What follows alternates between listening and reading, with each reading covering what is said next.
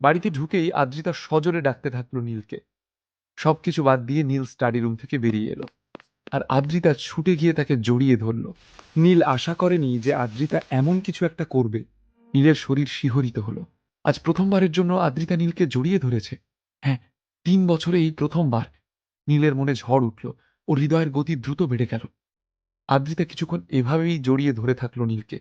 তারপর সে নীলকে নিজের বাহুবন্ধন থেকে মুক্ত করে বলল, এত বড় বাড়িতে আমি একা থাকতে পারবো না। নিজের বসকে বলো যে যত দরকারি কাজ থাকুক না কেন, রাতে তুমি আমাকে ছেড়ে থাকবে না। রাতে তোমাকে বাড়ি ফিরতেই হবে। নীলের কাছ থেকে আদ্রিতার প্রত্যাশা এখন অনেকটাই বেড়ে গিয়েছিল। আর আদ্রিতাকে এমন আবদার করতে দেখে নীলও ভীষণ খুশি। যদিও তার এই খুশি তার চেহারায় খুব একটা ধরা পড়ছিল না। সে শুধু স্মিত হাসি হেসে তাকে এক মনে দেখে গেল। কি হলোটা কি? কিছু বলছো না কেন? আমি কি বলছি শুনতে পাচ্ছ না? আদ্রিতা চোখ বড় বড় করে বলল নীলকে। হুম, হ্যাঁ হ্যাঁ, আমি সব শুনেছি। আমি কালকেই বসের সঙ্গে এই ব্যাপারে কথা বলবো।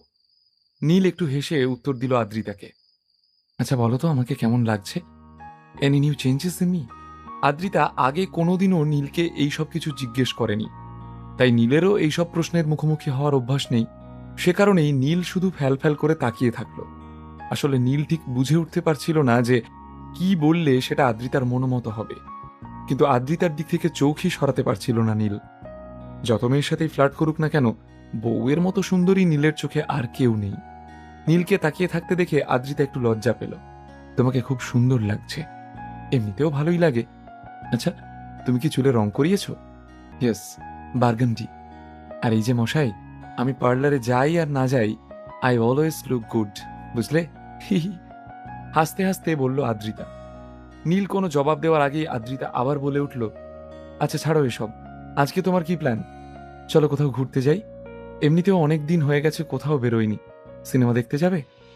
নীল এবারের মতো শেয়ার মার্কেটকে নিজের কবজায় করে ফেলেছিল, আর কলকাতার শেয়ারও এখন বেশ উঁচু দামে বিক্রি হচ্ছিল।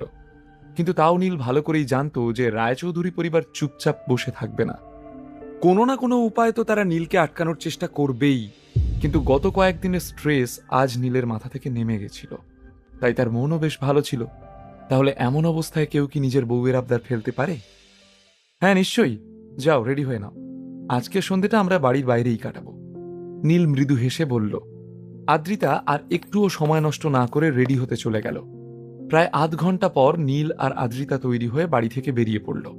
প্রথমে তারা সিনেমা দেখতে গেল, একসাথে চিজ পপকর্ন খেল, আর তারপর ওরা দুজনে প্রথমবারের জন্য ক্যান্ডেল লাইট ডিনার করল। আজকের সন্ধ্যাটা আদ্রিতার সঙ্গে কাটিয়ে নীল বুঝতে পারল যে সে হয়তো নিজের থেকেও বেশি ভালোবাসে আদ্রিতাকে। আর আদ্রিতার বাবা মানে নীলের গুরুজিকে দেওয়া কথাও সে রাখতে পেরেছে। সবকিছু স্বপ্নের মতো মনে হচ্ছিল। খুব ভালো লাগছিল নীলের। ও যেন জীবনে সবকিছু পেয়ে গেছে। যদিও তার ব্যবসার লড়াই শেষ হতে এখনো অনেকটা পথ চলা বাকি। চোখের পলকেই আরো 5 দিন কেটে গেল।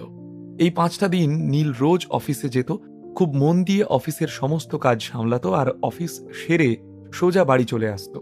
তারপর সে নিজের হাতে ওদের দুজনের জন্য রাতের খাবার রান্না করত। আর খাওয়া দাওয়া হয়ে গেলে আদ্রিতা আর নীল দুজনে মিলে হয় সিনেমা দেখত, না হয় হাঁটতে বেরোতো। দুজনে হাত ধরে হেঁটে বেড়াতো কলকাতার ফুটপাত। কখনো আইসক্রিম কিংবা ফুচকা দিয়ে শেষ হতো ওদের নাইট ওয়াক। এতদিন এই মুহূর্তগুলো নীল শুধু কল্পনা করে এসেছে, আর আজকে সেগুলো তার সামনে সত্যি ঘটছিল। জীবনের এই মুহূর্তগুলো রূপ, রস, গন্ধ সমস্তটা পুরোপুরি উপভোগ করছিল নীল। নীল আর আদ্রিতার সম্পর্ক এবার ধীরে ধীরে নিজের গতিতে এগোতে শুরু করেছিল। দুজনে একে অপরের সঙ্গে আস্তে আস্তে সহজ হয়ে উঠছিল। আদ্রিতার মনোভাব বদলাতে শুরু করেছিল নীলের প্রতি। ওদিকে অবশেষে শেয়ার মার্কেটের যে নোংরা খেলায় রায়চৌধুরী পরিবার নেমেছিল, 8 দিন পর সেই খেলায় সম্পূর্ণভাবে হেরে গেল তারা। যদিও রায়চৌধুরী পরিবারের কাছে আরও 20টা পরিবারের সহযোগিতা ছিল, কিন্তু বাসু গ্রুপ আর কুন্ডু পরিবারের সামনে সেই 20টা পরিবার তাসের ঘরের মতো ঝরে পড়ল। আর সেই কারণেই রায়চৌধুরী পরিবার আর ফান্ডের ব্যবস্থা করতে পারল না। কিন্তু এই সময় শেয়ার মার্কেটে রায়চৌধুরী গ্রুপের কলকাতা ব্রাঞ্চের শেয়ার তরতর করে উঠতে থাকল। থ্যাংক গড, ফাইনালি এই যুদ্ধ শেষ হলো। স্বস্তির নিঃশ্বাস ফেলে কুশল বলল, সত্যি এইসব সামলানো খুবই মুশকিল হয়ে উঠছিল। পৃথার চোখেও ক্লান্তির ছাপ। যদিও এ যাত্রা আমরা জিতে গেছি, তাও আমাদের কিন্তু ভালোই লস হয়েছে। লম্বা একটা নিঃশ্বাস নিয়ে অর্জুন বলল, রায়চৌধুরী পরিবারের সঙ্গে এই লড়াইয়ে কোথাও আগুন লাগেনি, কেউ আহত হয়নি, কারোর মৃত্যুও হয়নি, কিন্তু জলের মতো টাকা খরচ হয়েছে। আসল হিসাব তো কেউ জানে না, কিন্তু মোটামুটি কয়েক কোটি টাকার লোকসান হয়েছে। আর এইবার এই লোকসান পূরণ করার পালা। রায়চৌধুরী পরিবারের সঙ্গে এই লড়াইয়ে ঝুঁকি ছিল প্রচুর, কারণ নীল জানত না যে তাদের সঙ্গে আর কতগুলো পরিবার জড়িয়ে আছে। যদি নীল এতটুকু ভুল করে ফেলতো, তাহলে মাথার ছাদ, দুবেলার খাবার, এমনকি পরার জামাটুকুও বেঁচে থাকতো না। এই ফিনান্সিয়াল ওয়ারে আমার আসল প্ল্যান এটাই ছিল, যাতে আমাদের শত্রুপক্ষ নিজেই নিজেকে আঘাত করে আর তাদের অবশিষ্ট সমস্ত সম্পদটুকুও হাত থেকে চলে যায়। এবার তো ওদের কাছে আমার দেওয়া 80 কোটি টাকাও আর নেই। নিজের হাতে রাখা ফাইলসগুলো দেখতে দেখতে বলল নীল। তার মুখে কোনো রকম খুশি নেই, বরং সে উদাস হয়ে পড়ছিল। কুশল, এবার আমরা আমাদের আসল প্ল্যানটাকে কাজে লাগাতে পারি। তোমরা দুজনে আবার কি প্ল্যান করছো? পৃথা অবাক হয়ে পড়ল। আমি নীলের সঙ্গে আগেই আলোচনা করে রেখেছি, আমরা এই শহরের সব থেকে বড় হোটেল খুলব, আর সারা ভারতে 30% ক্যাটারিং ইন্ডাস্ট্রি এখানে নিয়ে আসব। এবার ভেবে নাও তাহলে সেই হোটেলটা কত বড় হবে। চওড়া হাসি নিয়ে কুশল বলল। পৃথা উত্তেজিত হয়ে বলল, আরে এটা তো দারুণ আইডিয়া নীল, তোমাকে কি এই কাজে আমি কোনো রকমভাবে সাহায্য করতে পারি? আর এখানে মাথা ঘামিয়ে কাজ নেই, এমনিতেও আমাদের অনেক লোকসান হয়েছে। তোমার, অর্জুন আর নিখিলের কোম্পানি রিকভার হতে বেশ কিছুটা সময় লাগবে, ধীরে ধীরে নীল বলল। নীলের কথা শুনে পৃথা আর বাকিরা সম্মতিসূচক মাথা নাড়ল।